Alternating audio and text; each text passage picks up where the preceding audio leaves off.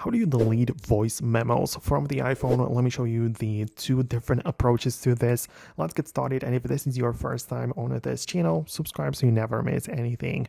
Well, you can, of course, delete individual voice memos like the recordings, which is done easily by going to the app and either swiping left on it or making it open and tapping on the trash can, right? And that's how you can delete the individual recordings.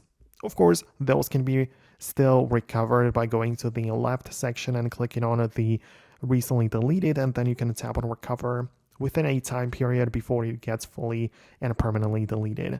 But the other approach is not deleting the individual entries, but deleting the whole app. And that's possible as well because you can hold down on the icon, click on remove app, and not just remove it from the home screen, but completely delete it.